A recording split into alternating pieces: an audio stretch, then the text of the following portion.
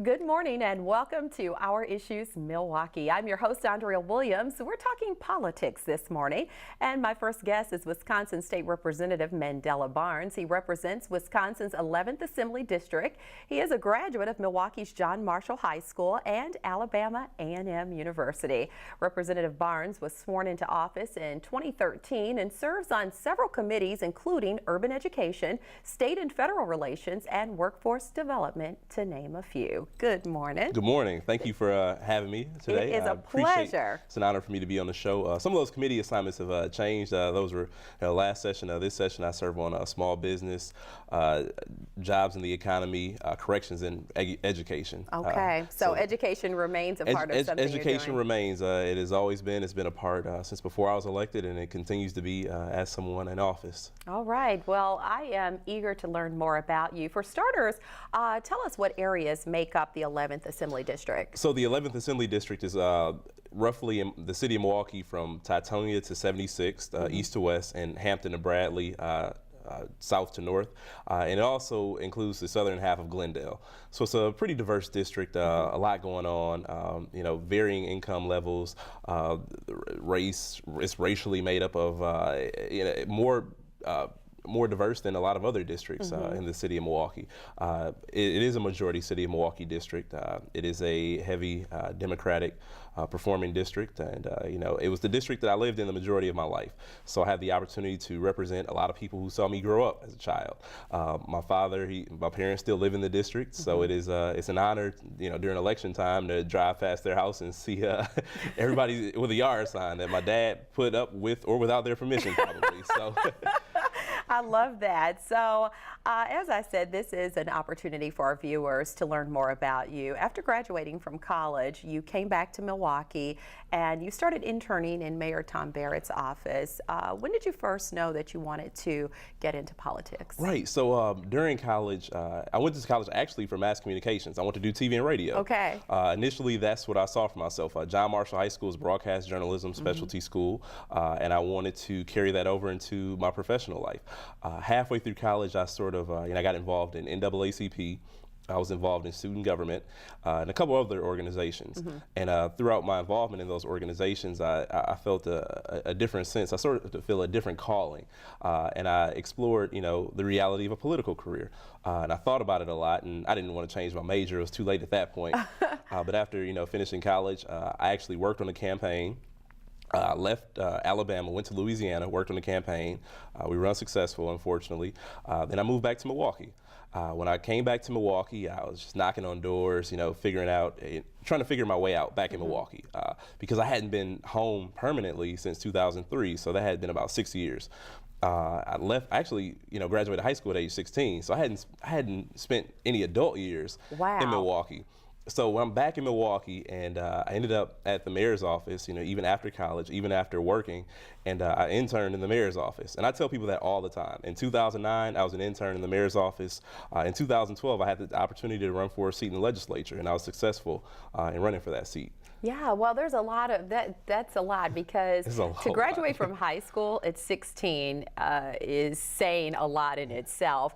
It means that you were really smart and really driven to go on to college and do what you love. I find it interesting that, that political bug bit you, but to be able to pinpoint what you're going to be effective in doing and actually be able to do that is wonderful, because to go from being an intern and then running for office, 3 years later? 3 years later. That's kind of major. So where does a young man, because you're still very young, where does a young man get that confidence to say, I want to represent the people and help make a difference? Well, the first step is you have to know what you want. To get what you want, you have to know what you want. So in knowing that, there was a little gap in between the time where I was at the mayor's office and running for office, and at that time I was a community organizer. I was an organizer for an organization called MICA, which is Milwaukee Inner City Congregations Allied for Hope. It's an organization comprised of close to 40 congregations, interfaith, so you have churches, you have synagogues, you have mosques. The organization, the issues that we organize around were jobs and economic development, education, immigration, and treatment instead of prison. And working in the community on those 4 issues, which are huge, they're significant issues, and they are impacted at the state level. So in working with different members of the community, different organizations and different elected officials, I saw an opportunity, and I said, well, you know what, I think that I could be somewhat more effective if I were to run for office. And in doing that work, you build a lot of relationships if you do it properly. And in building those relationships, I got the confidence of a lot of other people. So it wasn't even necessarily my own confidence. It was the confidence, throughout the work that I had done, building the confidence or having other people to be able to have confidence in me to go ahead and run for office. And it took a lot of hard work. I didn't just say, I want to do this and it just happened. Because that's a common mistake. Because sometimes it may seem easy, right. But it's not always very easy. In 2012 when I ran, that was the hot summer. And in running for office, you got to knock on a lot of doors. I knocked on a lot of doors in the sweltering heat. There were days where I was delirious. I would get to a door and almost forget my own name just because it was so hot and I had lost so much water, and I'm just standing there and it's like, all right, it's time to go now. But that's awesome. So did you ever have along the way people asking you questions of why they should vote for you, especially considering you were such a young man? Oh, all the time. You get a lot of people say, you're young, because I was 25 at the time when I ran, and you don't typically see people who are in their mid-20s running for political office, a seat in the state legislature. Exactly. More specifically. But the thing is, when I told them why I wanted to run for office, this is home. Milwaukee is my home. And I feel that there is a lot more that we can do. I feel that there is a lot more that the state can provide to help Milwaukee become a city not only in the first class of the state, but a city in the first class of this nation. There is a huge opportunity, and we are at a point right now, Milwaukee, where we can be wonderful, we can be fantastic, but it takes strong leadership. If we don't have people who are committed to making those decisions to continue to push Milwaukee forward, and they'll say, well, if your focus is solely on Milwaukee, why run for a seat in the legislature?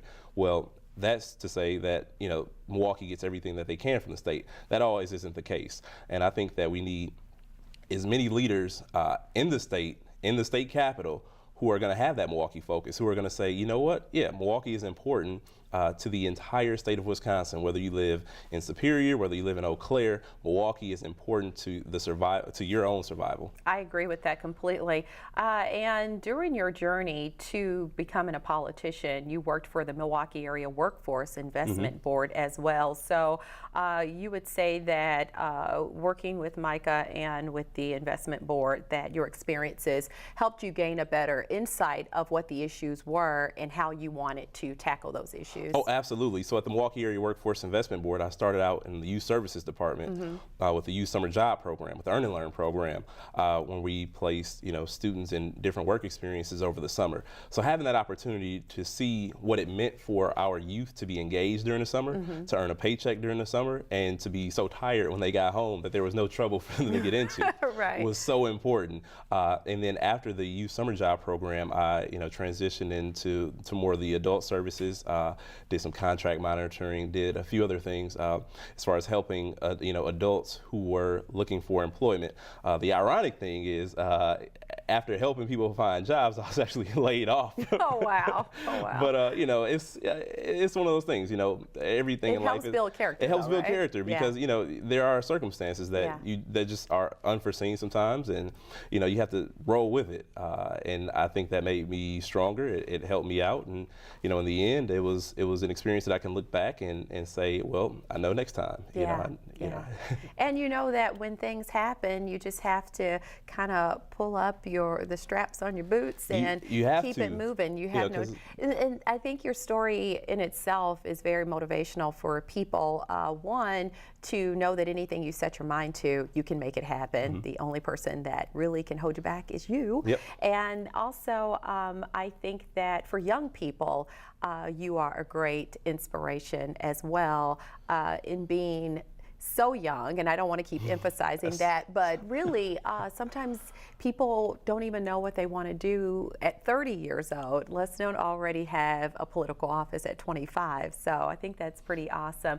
Let's get into the issues. Okay. I did mention that you serve on the Committee for Urban Education. Right. So, well, last session was urban education. Okay. This session I'm on the regular, just Okay, education just committee. education in Yep. itself. The Assembly Republicans earlier in the year had drafted a bill that would allow the state to convert failing public schools to independent charter schools and cut off all state payments to failing private schools for at least 4 years. That's a lot for the average person to digest. So in a nutshell, what does that mean and what are your thoughts? So it means that there are a number of schools in the Milwaukee public school system that could have been targeted for a takeover. We have not had an exec session, meaning we have not taken a vote on that specific bill. However, it was still a very real threat. When people look at Milwaukee public schools, or they look at schools in general that aren't meeting a certain standard, they start to sort of develop ideas. And very rarely are the ideas that are developed, very rarely are those ideas that are actually going to move those schools forward or actually help individual students. When you look at the city of Milwaukee, when you look at the rate of poverty in Milwaukee, when you look at the joblessness rate in Milwaukee, and unfortunately our crime rate also, when you look at those factors, you have to understand the correlation between those and education. Unfortunately, too many of our students are in situations that make it very difficult for them to be great students. And until we address those issues, until we address the child poverty in Milwaukee, until we, and I mean, poverty is the biggest issue, right? It is, if we don't address the poverty in the city of Milwaukee, then we're not serious about addressing the educational outcomes in the city of Milwaukee. Because when you look at 1 out of 19 MPS students is homeless. I mean, that's a startling statistic. It is. And it will make it very difficult for any adult to be successful. When you look at our children who are in, neighborhoods that aren't safe, neighborhoods that aren't very conducive to them being able to be solid learners, it plays a role. There are students who are facing, post-traumatic stress syndrome from just things that they've seen. You look at the number of children who have been victims of violence. When you see that sort of thing, mentally, it plays a role in a student's education. So you can't just look at statistics. You can't just look at test scores. You can't just look at, the graduation rates on a piece of paper and say, oh yeah, well this system is broken, because that's not the case.